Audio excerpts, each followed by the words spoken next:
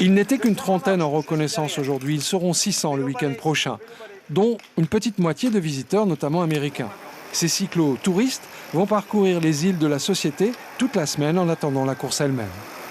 250 touristes qui viennent pour faire du vélo à Tahiti, donc qui grossissent le peloton et qui en même temps font vivre l'économie du tourisme.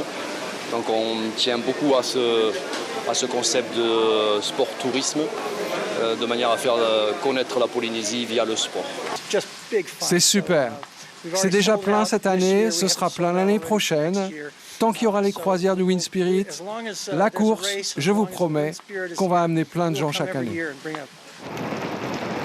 On s'éclate! Bill est notamment le patron des vélos Santana et organisateur de voyages. Par l'intermédiaire de ses réseaux, il a fait connaître la ronde tahitienne, notamment aux États-Unis, et la réponse de ses clients est enthousiaste. On a emmené notre tandem, on peut rouler ensemble, on s'éclate, et la météo est fantastique. Chaque année, un ancien grand champion cycliste est présent et contribue ainsi à la renommée de l'épreuve. Richard Virenque fut un grand grimpeur, mais il reconnaît que la côte entre Aroué et Mahina lui a fait un peu mal aux jambes aujourd'hui. Dès qu'on remonte sur une machine, le vélo c'est dur, hein. C'est pas quelque chose qui se fait comme ça sur un claquement de doigts. Même si on a la technique, on a le mental, il faut le moteur.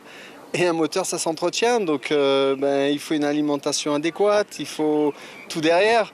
Quand vous recommencez, on va dire, la vie de monsieur tout le monde, comme vous et moi, qui mangeons le matin, le midi, le soir, qui passons à l'apéro à des heures comme tout le monde, quand on monte sur un vélo, là vous le payez cash, très cher. Tour de chauffe donc cet après-midi sur la côte Est avec une petite pause fraîcheur au PK27.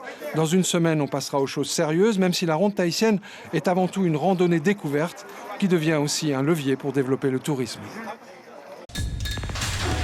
L'information en continu sur Polynésie la première, Internet et réseaux sociaux.